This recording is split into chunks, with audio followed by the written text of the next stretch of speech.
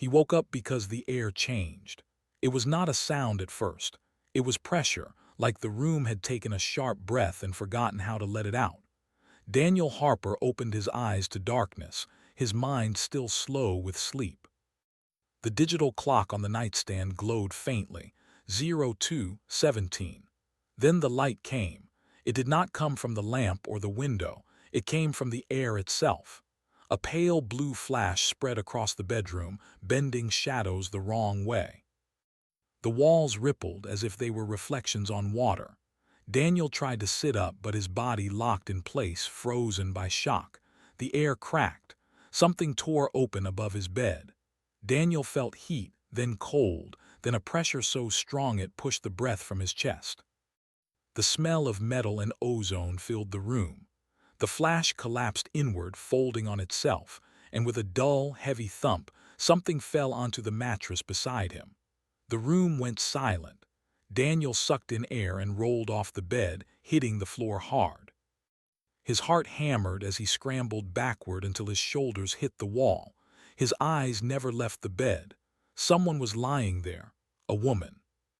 She was motionless, her body half tangled in the sheets, her skin faintly glowing with fading blue lines that slowly disappeared like dying sparks. The mattress beneath her smoked slightly, fabric scorched in a perfect circle. Daniel's mind refused to work. No thought made sense. No dream had ever felt this real. He pinched his arm hard, gasping as pain shot through him. She was still there. He stood slowly, every muscle tight, ready to run. The woman looked human, but something about her felt wrong, too still, too precise. Her chest did rise and fall, but the rhythm was uneven, as if breathing was not something she did often. Daniel grabbed his phone from the floor. No signal. The screen flickered, then went black. The lights in the apartment flicked on and off by themselves. What the hell?" he whispered. The woman stirred. Daniel froze. Her fingers twitched first, then her head turned slightly as if she were listening to something far away. Her eyes snapped open. They were not normal eyes. The pupils adjusted too fast, shrinking and widening in sharp steps instead of smooth motion. They locked onto Daniel instantly. She sat up in one smooth movement, sheets sliding away. Her expression was alert, focused, and sharp with fear. She scanned the room in less than a second, then looked down at herself. For a brief moment, confusion crossed her face, then understanding. She pulled the sheet around herself without panic, her movements controlled and efficient. Her gaze returned to Daniel, studying him the way someone might study a tool or a strange animal. "You are not hostile," she said. Her voice was calm but uneven, as if she were testing each word before letting it go. Daniel opened his mouth. Nothing came out. "You are shaking," she continued. "Your heart rate is elevated. You believe this is an attack." Daniel swallowed. You appeared in my bed." "Yes," she said. "That was not the intended destination." She closed her eyes briefly.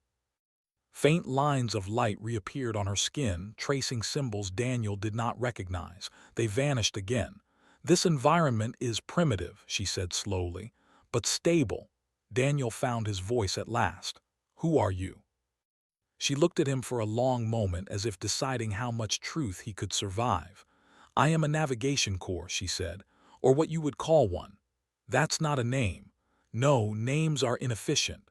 Daniel laughed once, short and sharp, more from fear than humor. "You're in my apartment at 2 in the morning after tearing open the air. I think I deserve more than that." Her head tilted slightly. "Fair." She paused. "You may call me Lyra." The apartment shook. A deep vibration rolled through the floor, rattling shelves and sending a glass crashing to the ground. Somewhere outside, a car alarm wailed and died. Lyra's eyes snapped toward the ceiling. They noticed the breach. Daniel's fear spiked again. They. She stood, keeping the sheet wrapped around herself, and moved to the window. She did not touch the glass, only stared through it. "Your world was not meant to detect that signal," she said. "But you did." "I didn't do anything." "Your species did," Lyra replied, "by existing." Daniel stared at her. "That makes no sense." She turned back to him. For the first time, something like uncertainty showed on her face. "Your planet is classified as non-participating," she said. "Low probability, no strategic value." "Thanks. That is not an insult," she said. "It is why I am alive." Another vibration passed through the building, stronger this time. The lights went out completely, plunging the apartment into darkness. Emergency lights from the street painted the room in red. Lyra moved fast. She grabbed a metal chair, twisted it with bare hands until the legs snapped, and placed the pieces on the floor in a precise pattern. Daniel stared. "What are you doing?" "Rebuilding a gate," she said. "A small one. With my furniture." "Yes. You can't." The air above the metal pieces shimmered weakly like heat rising from asphalt. Daniel felt pressure in his ears. Then the shimmer died. Lyra stiffened. Her shoulders dropped slightly. "It won't work," she said. "The damage is too severe." Sirens rose in the distance. Daniel's phone buzzed to life for half a second, then went dead again. "They're coming," Daniel said. "Yes," Lyra replied. "Your authorities and others." She looked at him again, really looked at him as if seeing him for the first time. "You are afraid," she said. "No kidding." "That is acceptable," she said. "Fear increases awareness." She hesitated, then spoke more softly. "I did not choose your bed. The jump failed. The system searched for a mind that could survive exposure." Daniel frowned. "Exposure to what?" She met his eyes. "Raw space-time." Daniel felt cold. "And you picked me?" "No," she said. "Your species." Outside, black vehicles began to fill the street, lights flashing silently. Lyra straightened. "If they take me, your world will be marked." "Marked how?" "As relevant." Daniel looked at the door. At the broken room, at the woman who had fallen into his life from nowhere. "What happens if I help you?" Lyra answered without hesitation. "Everything changes." The pounding on the building entrance began. Daniel took a breath. "Okay," he said. "Then tell me what to do." Lyra nodded. For the first time since she arrived, she smiled, not because things were safe, but because they were finally unpredictable. And somewhere far beyond Earth, systems designed to control the galaxy began to register an error they had never planned for. Human involvement. The pounding on the building door grew louder, echoing up the stairwell like a warning drum. Daniel stood in the middle of his dark apartment, his heart beating so hard he could feel it in his throat. The woman called Lyra moved with calm speed, as if chaos was a familiar place to her. She crossed the room and picked up one of the broken chair legs. She turned it in her hands, studying the shape, then pressed her fingers into the metal. The surface softened under her touch, bending as if it were warm clay. Daniel stared. "You're doing that with your hands?" "Yes," she said. "This body was designed for interface." "Interface with what?" "Reality," she answered simply. The lights flickered again. Somewhere nearby, glass shattered. A deep humming sound rolled through the air, too low to be a siren, too steady to be a vehicle. Lyra stiffened. "That is not human technology." Daniel's fear doubled. "So the police aren't the worst thing coming?" "No," she said. "They are only the first." She moved toward Daniel and placed the reshaped metal into his hands. It felt warm, almost alive. Symbols faintly glowed along its surface. "When I say run," she said, "you run.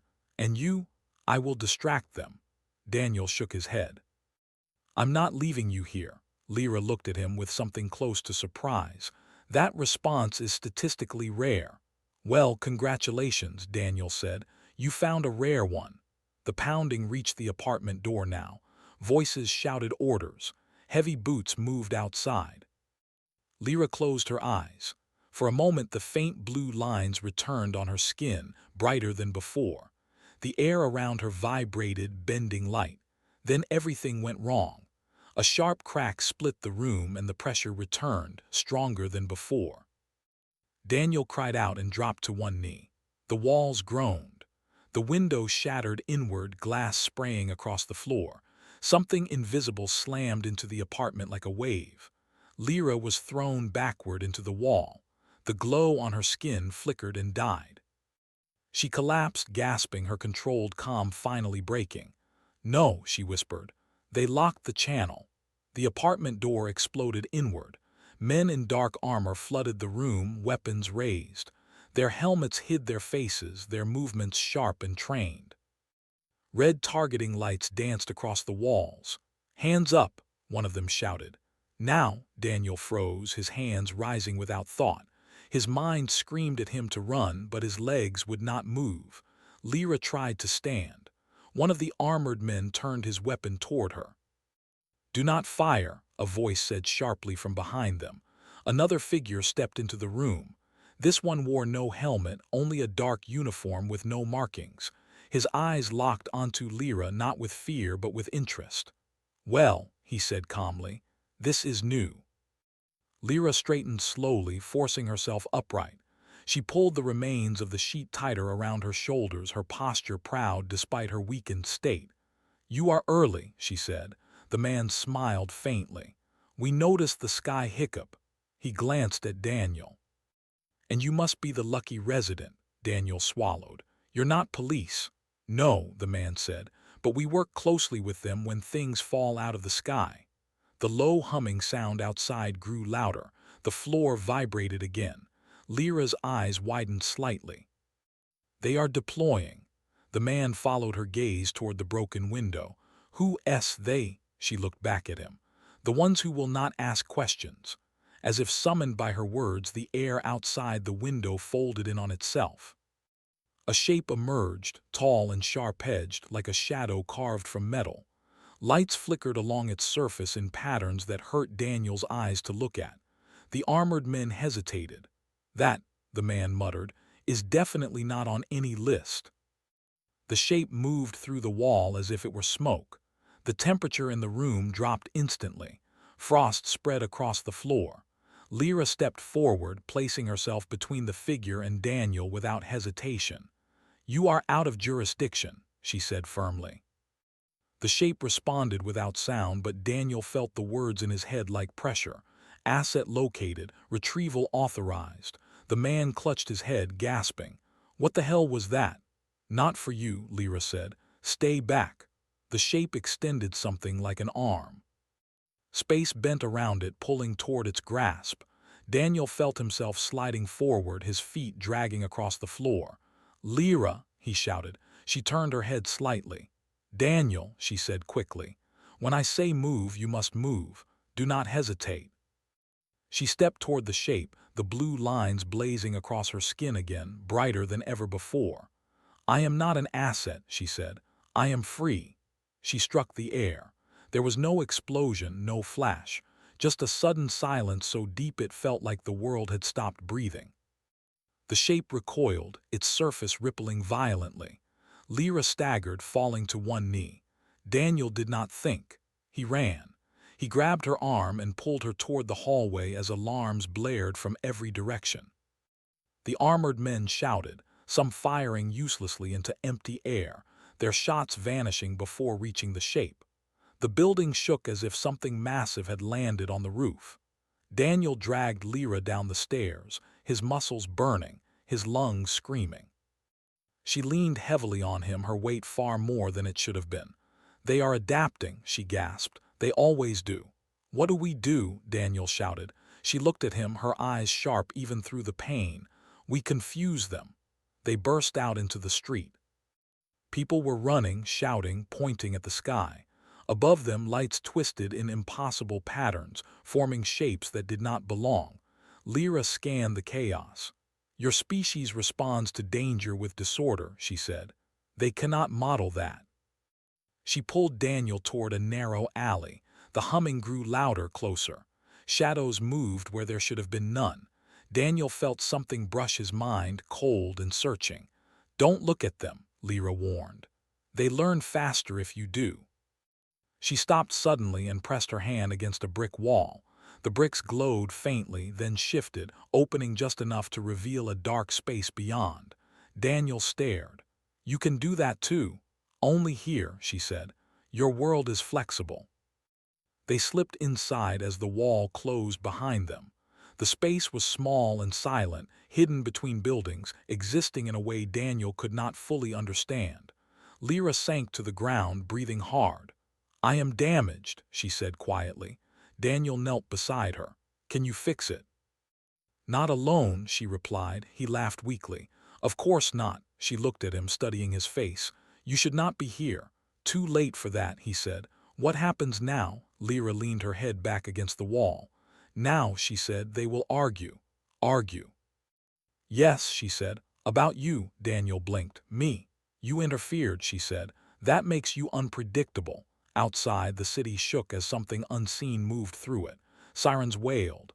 The night sky flickered like a broken screen. Lyra closed her eyes.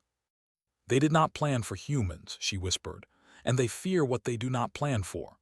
Daniel looked at the hidden space around them, at the woman who had fallen into his bed and dragged his world into chaos. "Then they should be very afraid," he said. Lyra smiled faintly.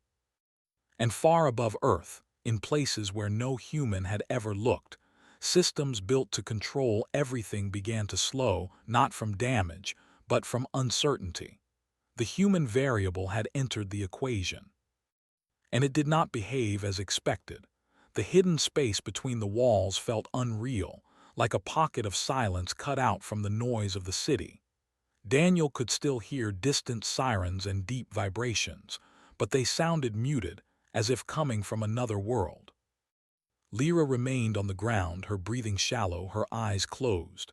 Daniel sat beside her, unsure what to do with his hands.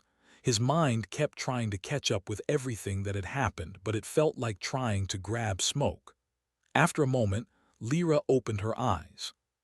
"You are still here," she said. Daniel let out a breath he did not realize he was holding. "I was wondering if you disappeared again." "That would require energy I no longer have," she replied. She tried to stand and failed, her legs giving out beneath her. Daniel reached out without thinking and helped her back down. "Careful," he said. "You're hurt."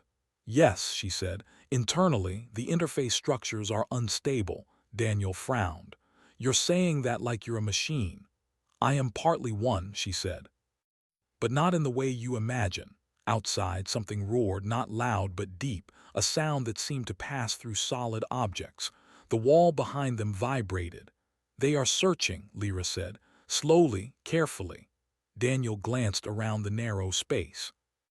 "How long can this place hide us?" "Not long," she said honestly. "They will adapt." Daniel rubbed his face. "You keep saying that." "Because it is always true," she replied.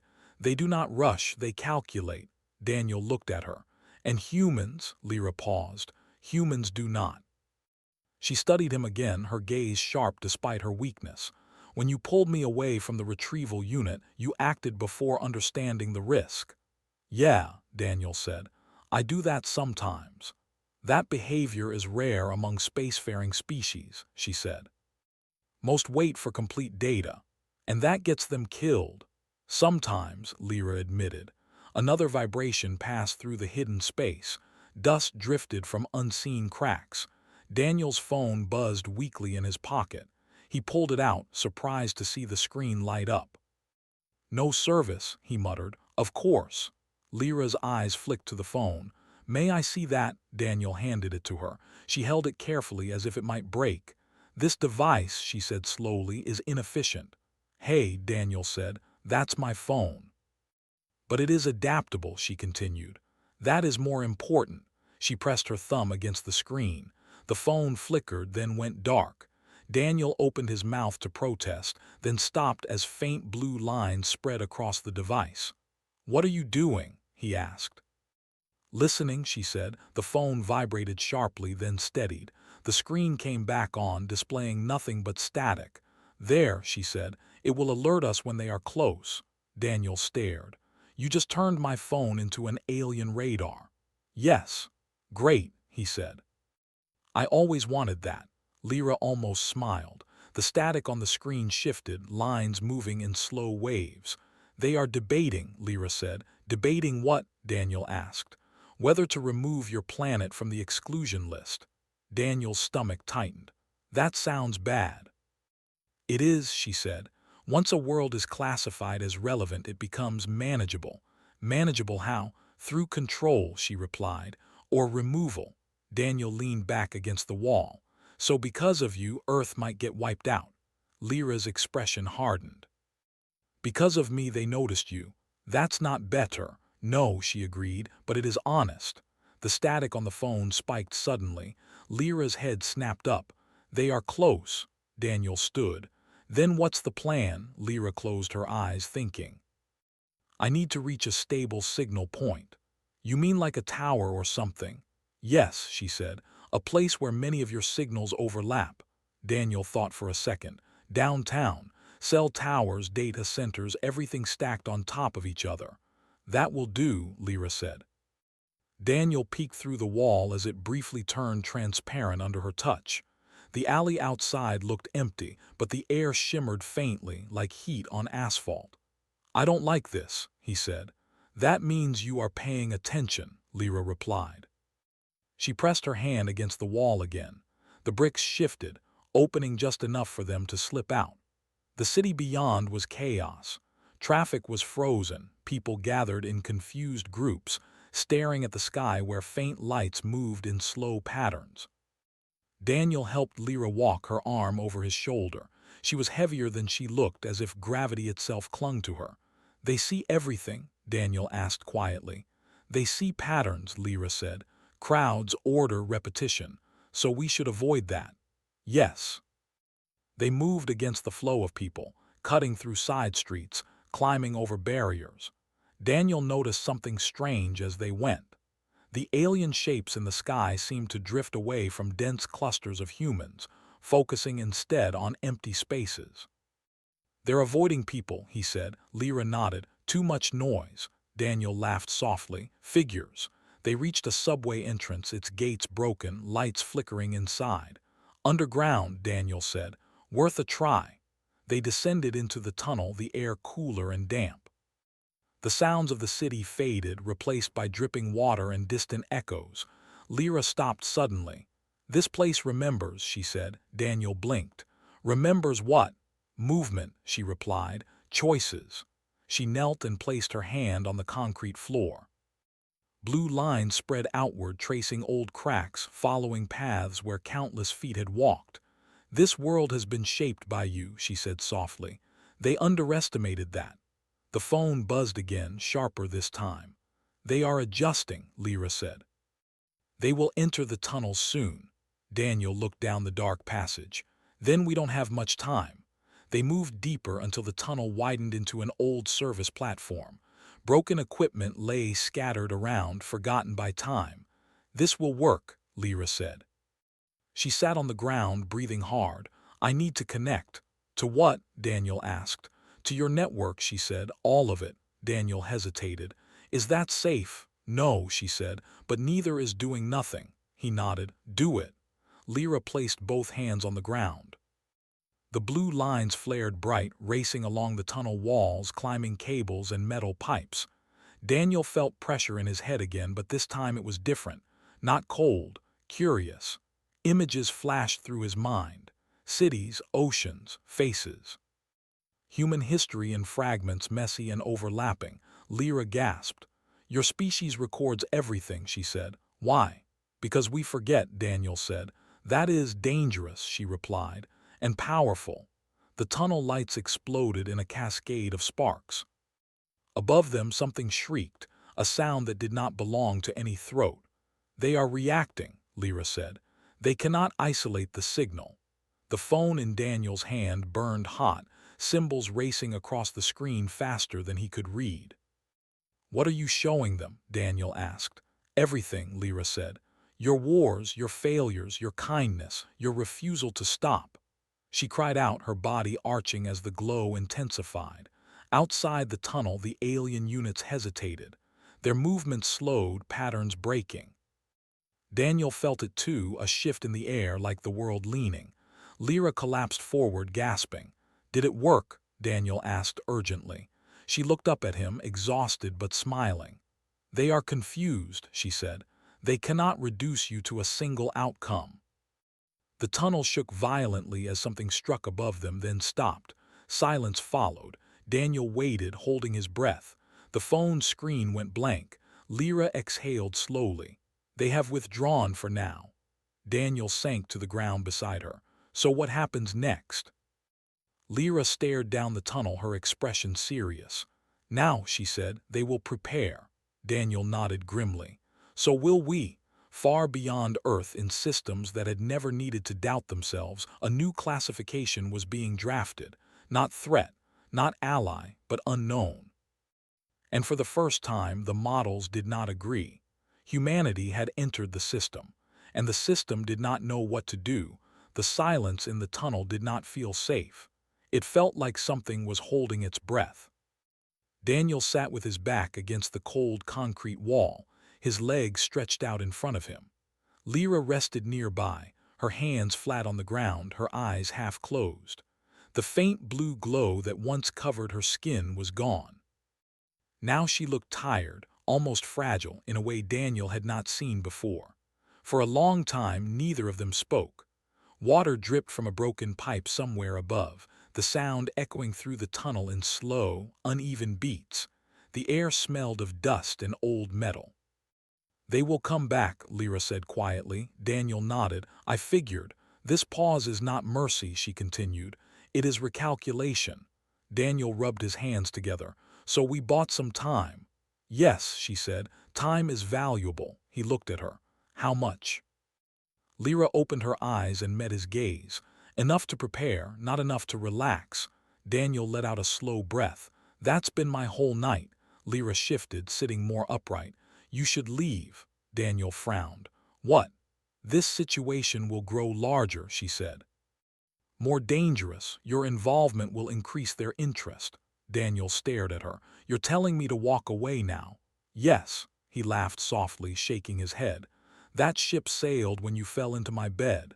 That was not intentional, she said.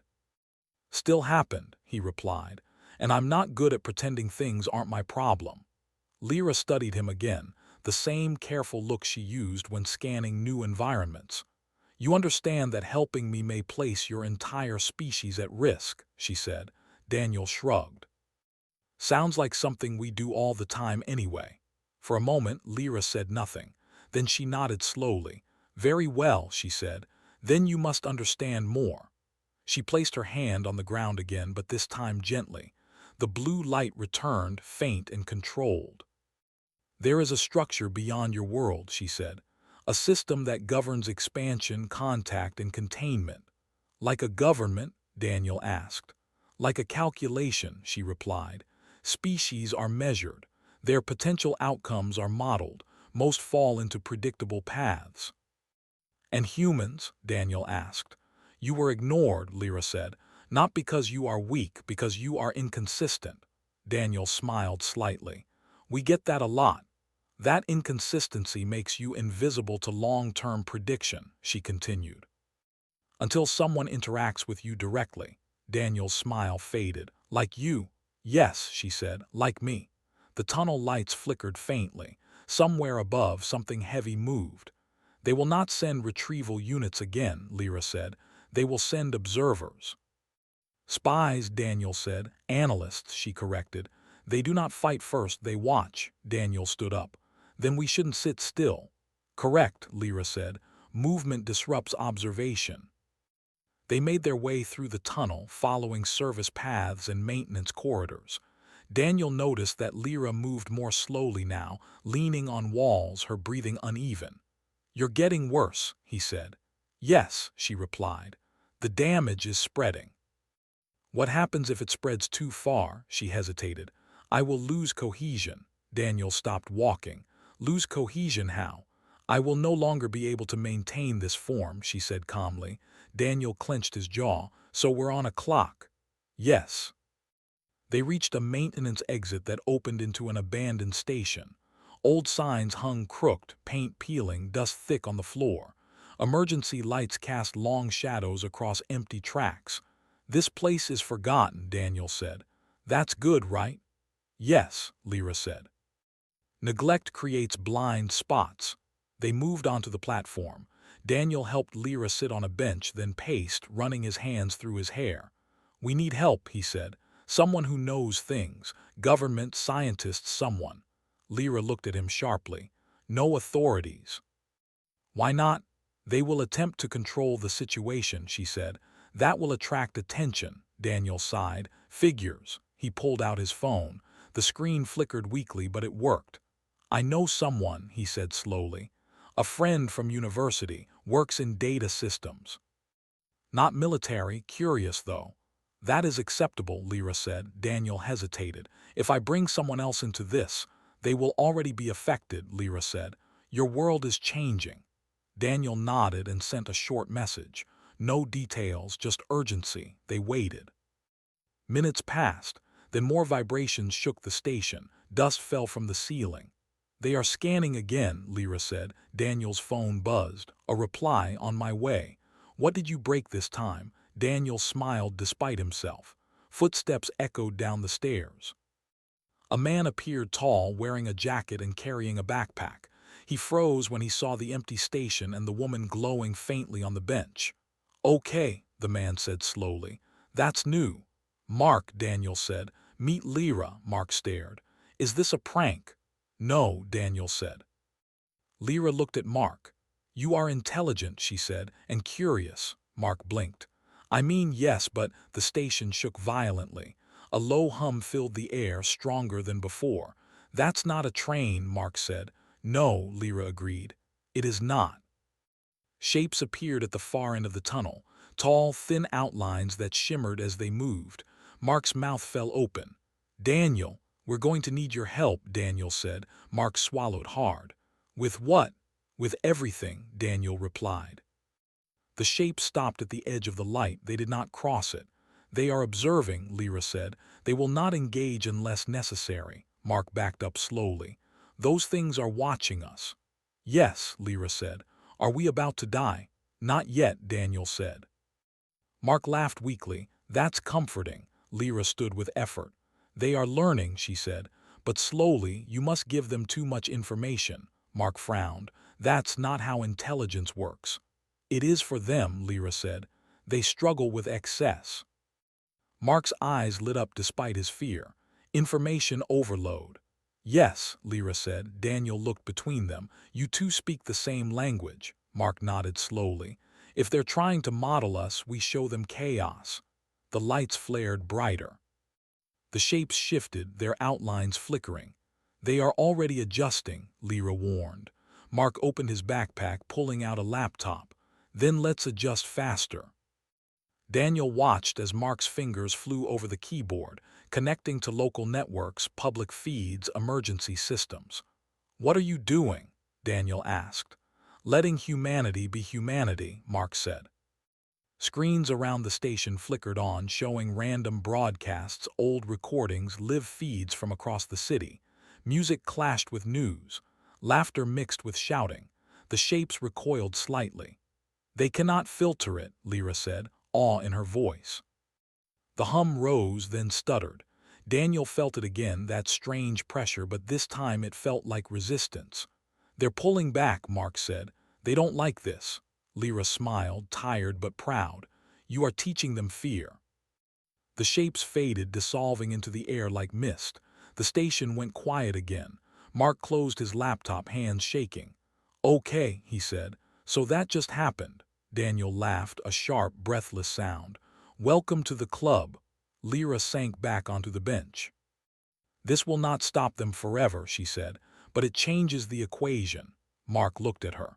What are you? She met his eyes. I am proof that their system is not perfect. Daniel looked around the empty station, the flickering lights, the city above them.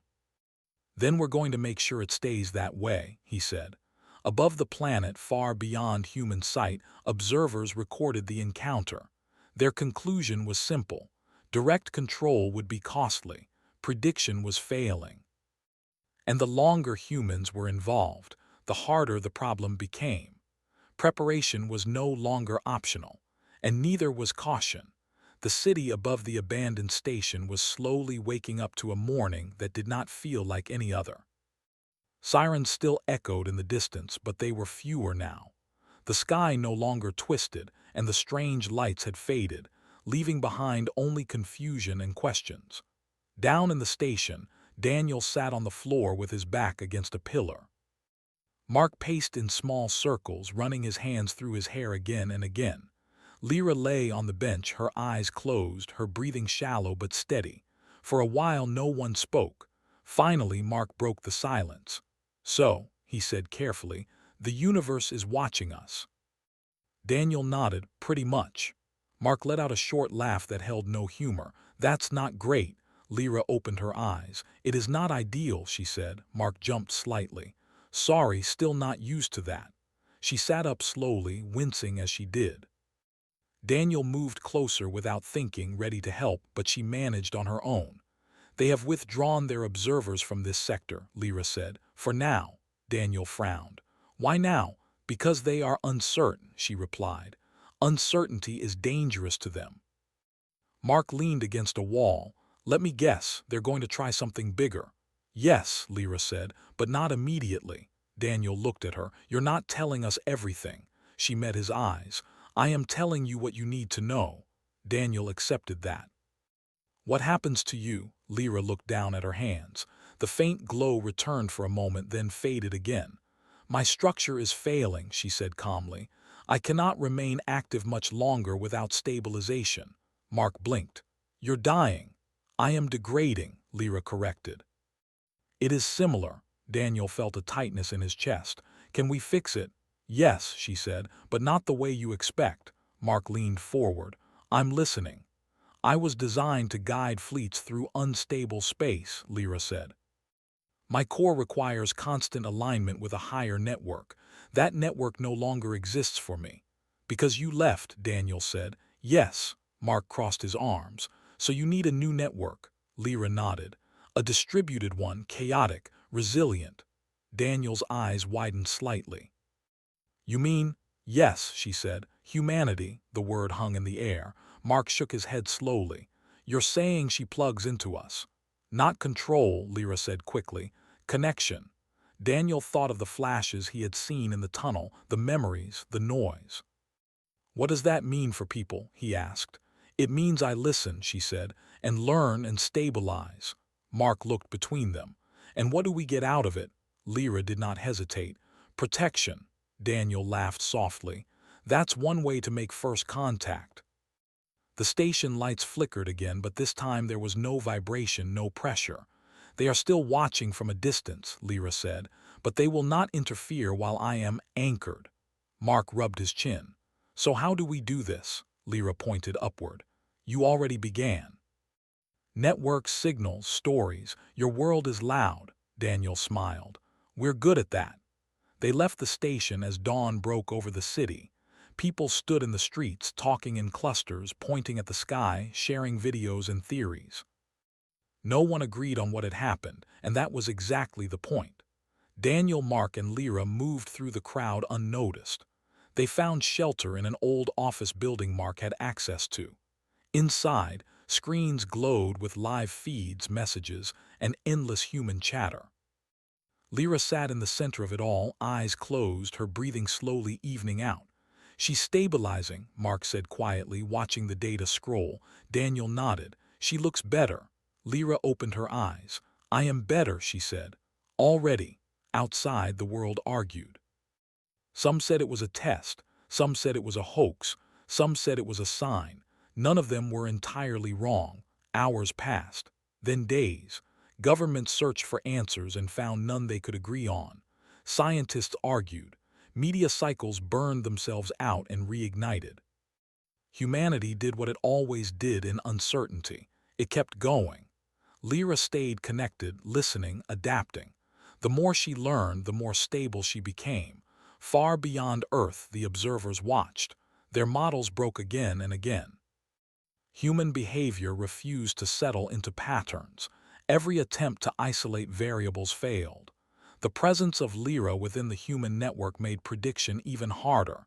Debate spread through systems that had never debated before. Engage, withdraw, contain. No option produced a favorable outcome.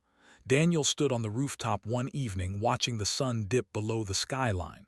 Lyra stood beside him now, wearing simple human clothes, blending in more each day.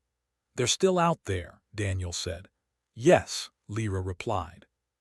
"And they'll be back." Yes, Daniel nodded, but not like before. No, she said, they are afraid now. Daniel smiled slightly. Good, Lyra looked at him. You do not fear them. I do, he said honestly. But we've always lived with fear, it never stopped us. She considered that. Your species is stubborn. We prefer determined, Lyra smiled. Above the planet, a final report was submitted. Earth, unpredictable, humans, non-compliant with modeling. Recommendation, avoid direct action. For the first time, the system did not argue. Humanity had not fired a weapon. It had not declared war. It had simply existed loudly and together, and that was enough. On the rooftop, Daniel looked at the city lights coming on one by one. So, he said, what now? Lyra looked out over the world she was now tied to. Now, she said, you live, and so do I. Daniel nodded. Sounds fair. And in a universe built on control and certainty, Earth became something new, a question, one no one dared to answer.